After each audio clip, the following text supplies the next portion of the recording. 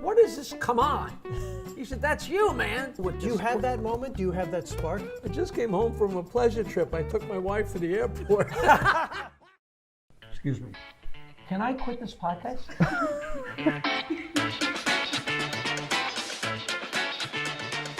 I told Eddie Murphy to stay in college so he'd have something to fall back on. I did great advice. Jackie, how about the lighter side of history?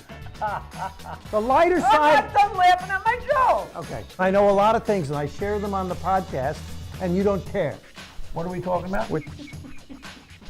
I can't get a word in edgewise on this show. I mean, it's... Here's how we sell it. Okay.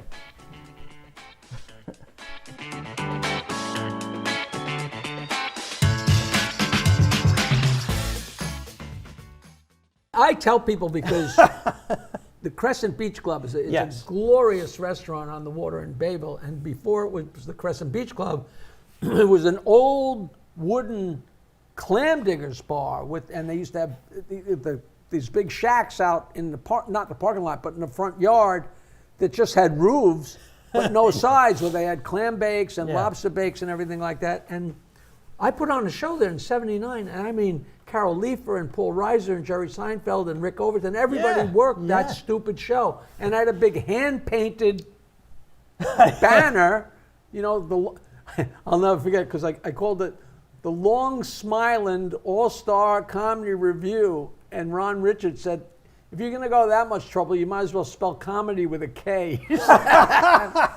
And we did the show, and then I went to Fort Lauderdale and did a couple of weeks, and they invited me to go on a Windjammer barefoot cruise. So I went on a cruise for a week, and they shanghaied me and kept me a second. So I'm away for like 3 weeks now.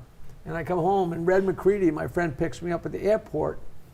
And I got off the plane, and I said, all right, what's the worst news? He says, we lost the gig at Reinhardt's. I said, we pack the place every week. They're making a fortune. It's the greatest show. Why did they cancel it? He said, Reinhardt's was a huge bar, and there was a fake wall that to divide because the room was so huge. It was a fake wall with a door in it. And I guess I was on stage about to start the show, and the door opened. They were having a council meeting, and the Bayville Board of Governors, what it is, I guess, came out of the door, and Red said that while you're getting ready to start the show, you're on stage just starting the show, and the council came through the door, and you told the mayor that he had a bald forehead from doing U-turns under the sheets. So that was it. I'm like, it's a funny joke. It's a great show. How could he not laugh? I think you told thousands of people that over the years. Oh my God. Vinny, the owner of Neptune Pub, where the band played for 10 years, that's where I stole that joke. Oh. But, you know, the gigs were so much fun, but it really was the Wild West in the beginning. It was. One time I had to turn off, I think they were in triple overtime, and I didn't know anything from hockey in those days, and I was with Carol Leifer and a couple other city people. For all I know, you were there, and the owner basically said, if you don't start the show, you're not getting paid. And I knew that I had to absorb and pay, and I climbed up, and these guys are sitting at the bar watching probably the Islanders when they were incredible. They were, and I turned it off. I remember Carol Leifer was like, you know, you earn your money, you know. I was on stage at Rascals Comedy Club in New Jersey when Mookie Wilson let the ball go through his legs in the 1986 World Series. And I heard the cheering upstairs, and I felt so alone. There were just a few people, but the show must go on. Absolutely, absolutely. That's crazy. I mean, it was the Wild West. That's the best way to put it. I've seen, and you've seen, outrageous things. Comics talk about the outrageous things because most nights are great. You know? Yeah, you never, you know, did you hear that Bales killed in Boston? No. Did you hear that Minervini killed in Florida? No. Did you hear that Rob Bartlett died in Kansas City? Yeah. Tell me about it. That's right. Or the power goes out, or there's a fight, or something like that. You know the famous line where your parents' first cousins, which is now only a hack comedian would do it. I was there when somebody said it for the first time. The comic strip, Jack Grayman on very late. Crowd is burned out. I'm in the back. He's bombing with a capital B, an awkward silence, and one member of the audience goes, "Were your parents first cousins?" And the comics died laugh. We fell over in the back, and we started doing that as a heckle line, and the rest is history. That's saw so it. fun. That's I so saw fun.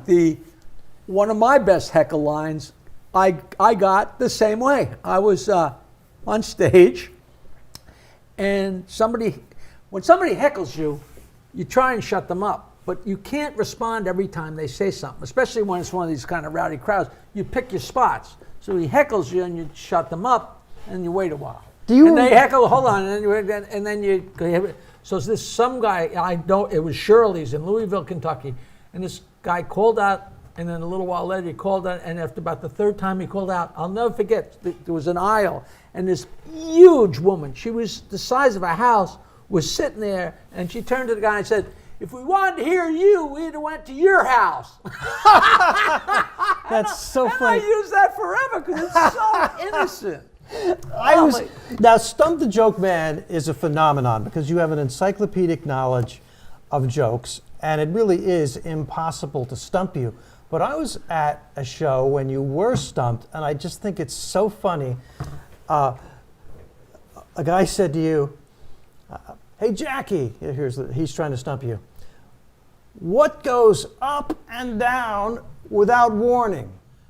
And you didn't have an answer, which was amazing.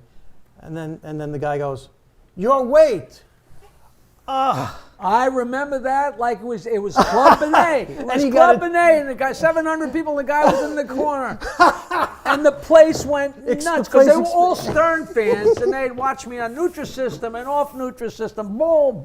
Because you were thinking he had a real joke, but he actually had written that for that. It was so great. Oh, they exploded. I have so many stories. There's one guy at a place in Lake Hopatcong, those Palazzo's gigs, that really was the Wild West, in the barrooms. And I was on stage playing Stump the Joke Man, and some guy way in the back goes, "Jackie, where's your license plate?" And I said, "I don't know." And he went like this, and he took off, and I was like, and people told me like a couple weeks later, they went into that bar. You know how the bartender has crap behind it? My license plate was just up there, So Joke Man. Joke Man. It's so much fun. So much fun. Oh, so you drove home without a license plate. So, yeah. I don't know if it was from the front or the back, but it just That's... the stories, I had one girl, and it was on the Rascals Comedy Hour. It was literally on television. And the girl came up and stumped me with a Jewish joke. And it was such an easy joke. It was the kind of joke where I would know every joke like that in the world. And I just drew a blank. And she told me the answer, and I was like, I can't believe I didn't get that. And she said, "Neither can I, because I stumped you with the same joke right here 2 years ago." Just for some reason, it was just a mental block. The first time I saw Otto and George was at the Rainy Night House in Queens, which was this long and this wide. So the stage was here. So there was room for like one row of tables here with the room for the waitress here. And Otto and George were there. And we were so in the beginning of everything. Yeah. And me and Bartlett were sitting, if this is Otto and George, and here's the aisle, and here's me and Bartlett. And we don't know what to expect. And there's like the stage, a row of tables, the aisle, and another row of tables. And Otto and George get up there, and he's got George, and they, "Hello, how you doing?" And we're wondering, and out of a clear blue sky, and this is, you're still naive enough to think that a lot of the stuff people are making up as they go along, and you find out that 99.9% of even the ad-libs are ad-libs. I mean, I got hundreds of ad-libs. Some of them that I started in 1979, but you keep them because they're funny. He was doing an advanced kind of comedy where it was so bad it was good, like The Producers. Right. So bad it was crazy good. over the top. And that's why we went to see him, because it was over the top and so bad it was good. Do you know John Schuller? Sure. So Worked John for him Sch- a million times. John Schuller is such a nice guy, and Minervini disappeared in the early days and went to Florida for a couple months. And that's where he befriended Jackie Mason, and he wanted to bring Mason back, and Jackie Mason opened the East Side Comedy Club. It was the opening week of the East Side Comedy Club. We all took turns opening for him, and it was very exciting. But Minervini has a horrible reputation for taking people's, but who cares? It's his personality. He could read the phone book. He's just being funny. But he came back from Florida, and he's got 20 minutes of this killer show. And we're like, wow, Richie's really on fire. And then like a year later, John Schuller moves to New York or to Connecticut. And all of a sudden he's booked at the East Side. And he starts his act, and we're like, there's Richie's 20 minutes, General Patton and all those different. So funny. There are comics who talk about going into a club for a week and they start doing their act. And the guy who was there the week before had stolen so much stuff from them that they go, hey, you're doing Joey's act. No, it's my act. I'll tell you a story that happened so long ago that there was still a phone in the comedy condo in Fort Lauderdale. Think about how long ago that was, because there was only a phone there for 5 minutes. And I think it was the first time I ever worked there, or the second time I ever worked there, and I'm brand new, and I'm so thrilled to be on the road because I'm so new. And the only reason I got the gig is because I brought Rodney Dangerfield there when you guys were there. So I'm sitting there, and the phone rings. I'm there with Adam Leslie. The phone rings, and I say, hello, and this is Mark Schiff. And completely, for no reason at all, I say, oh, Mark, that's really funny that you'd call. We're just sitting around trying to decide who's going to do your act tonight. And he says, that's why I'm calling. Is Adam Leslie there? Adam had been at Yuck Yucks, had to do a second or third show, didn't have the material, and did what he remembered of Schiff's act, and he didn't know Schiff. And Schiff came in the next week, and people, that's Adam Leslie's act. And you said, I didn't need, the classic thing of all time is when the guy's on the phone and you don't hear, you just hear, but oh God. So that's probably the origin of what I brought up. I probably heard that from you. Oh, it's so funny. Oh, it's so just funny. amazing. I never get sick of it. So the bottom line of this interview, if that's what we're calling it, is, we're doing a benefit very soon for an old comic friend that is having some medical problems. And I always wonder if you and me and Bartlett sat like this on stage and told these stories, do you think the crowd would like it, or do you think that... I think this show is going to find an audience, definitely. I think it'd be gold, right? I think it would too. Absolutely. But the bottom line is, this stupid show that I'm doing, it's just an excuse for me to talk about myself a little bit, but it's a whole different thing when we're both talking, when we have similar things. But that's so cool. I was in plays when I was a kid, but I was just petrified, and I didn't do anything. Like, I'm one of those kids in first grade, I was a candy cane. It's like the equivalent of in football, you do this, and on Martling, you go long. It's like they don't have anything for you to do. I was in Carousel in high school, and on the program it said Peter Bales, ... 11th sailor. That was an I had such a big role. That's so. In high school, this is a great high school play story. We did they did a serious play. And what is the point? It should be fun and goofy. And this is not the chorus, a musical like I was in Fiorello, but, I had a small part. And different musicals. But this was the senior play. And they chose a senior play called Letters to Lucerne. And the premise was, it's all the girls in a girls' school from all different countries. And the war escalates. And there's a German girl, there's a Jewish girl, there's an Italian girl, and all of a sudden the war escalates. And I was one of the girls, I was the German girl's brother, and I think my girlfriend was Jewish, whatever. But at intermission, everybody went out to get a smoke, and I got killed. Okay, but the opening, I had to walk in, and all the girls are there, and I leaned over, and I had to kiss a girl on the lips. And when you do the show, they do the show Friday and Saturday, but Friday afternoon, you do it for the school body. And all my buddies were in the front row, and I leaned over to kiss this girl, and my buddy, in a stage whisper, goes, "Kiss her on the..." Oh my God. All right. And it was priceless. But meanwhile, the main thing is... And the amazing thing was you did it. So the premise is that the war escalates so much, and I get shot down and get killed, and they're in this 1940s school, and there's a huge old-time radio. And during intermission, the radio comes out, and the girls in the play are like 8 or 10 buddies. They're high school seniors. They're all really good pals. So the play was good. They were very realistic. And I'll never know if he did it on purpose. When they started auditioning people for the role of Hans, only one guy went out for the role, John Kramer, who was like a 210-pound Jewish kid. And like, he wasn't Hans. And they came to me and said, "Jackie, you got to be in the play because it can't be." So John Kramer became the stage manager. So I don't know whether he did this on purpose, but here's all these girls.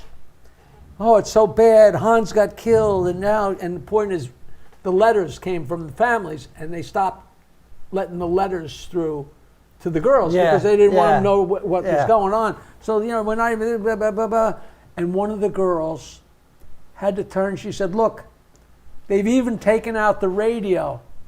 And he didn't take out the radio. Oh. So when she said, "Look, they've even taken the radio," and there it is, the girls, nobody had the show business sense to say, "Wait, it's a mistake, take out the radio, now they went through the entire heartbreaking scene giggling. And like in class when you don't want to giggle. Yeah. The drama coach was going to commit suicide. There was a big deal. They not commit suicide, but they weren't going to do the play the next night because she was so upset. It was the biggest scandal, and we never found out if John Kramer left it there on purpose. But it's very funny. I have to tell you this story. We're just talking. John Barrymore was an incredible classic actor, but his downfall was he had a serious drinking problem. But late in his career, they found a role for him in a Shakespeare play as one of the counselors.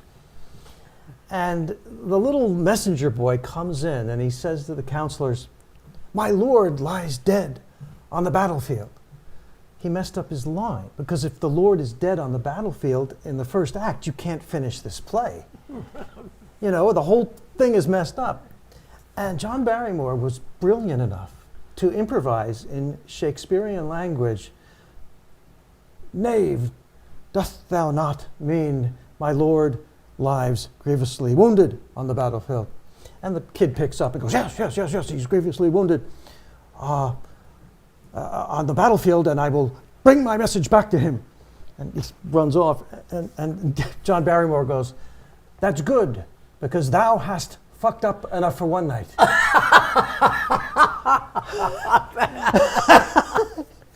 That's just classic. That's a classic story. And when things happen like that, there's people in that, somebody has been telling that story to the people that they know. Yeah. The Marx Brothers did a thing where they all, when it was your birthday, they were doing some stage play, and it was your birthday, everybody chipped in, you got a bathrobe. And then they chipped in and you got a bathrobe. But all of a sudden you realize there's a lot of people and a lot of bathrobes, a lot of money, so that somebody said, "All right, we're going to cut it off." And they must have cut it off just before Groucho's birthday. And they're in the middle of the play, and there was a trunk on stage. And in the middle of the play, the trunk opens up, and Groucho stood up and says, "Where's my goddamn bathrobe?" And of course the audience has no idea. But imagine being in that audience and telling that story for the rest of your life. Peter O'Toole was in a play in London, and they played a joke on an actor who made an entrance upstage center, marched right down to the front of the stage and gave a dramatic soliloquy. And what they did was They measured a fishing hook and a line exactly perfectly so that when he went down to the center stage to give his soliloquy, marched down there, it was perfect to pull his wig off. They put the hook on him on his wig, right before he made his entrance, and he walked down perfectly, and the wig goes flying off. I love. That's just fun. I mean, it's just silliness. You cannot get enough of it. You can't. I love it. I love it. Me and Bates and Herbie, the off-hour rockers, wound up breaking up, and of course we had a couple of gigs left, like at Neptune's, and it was all my songs, and mostly me telling the jokes. You know, I used to yell at my partner because he wouldn't write songs, and so we did. So it was the classic thing, my classic show business story of where there's a 3-man band, and they said, Jackie, we're leaving to start our own band. And I'm like, wait a minute, if there's 3 people in the band, if 2 people leave, that's throwing me out of the band. But the last night, I had a foot tambourine with a piece of wood across the bottom with a piece of rubber on top of it, and I was going to bring it today, and it was in my left foot, and that's, I'd stomp it on the wild songs and just tap it on the other songs. They screwed it to the stage. Oh. It still has the holes where they screwed it. And the first time I went to lift my leg, it was like Christmas for them. Take that, you son of a bitch. And the last thing you said to the off-hour rockers as you were leaving was, come on! Come on! Hey, a new episode of Stand Up Memories every Wednesday. How exciting is that? Starring me, Peter Bales, and right here, Jackie the Joke Man Martling. Please follow us on social media. Search it out. What is it? MeSpace? MySpace? Your space? TikTok, Instagram, Facebook. Doodah.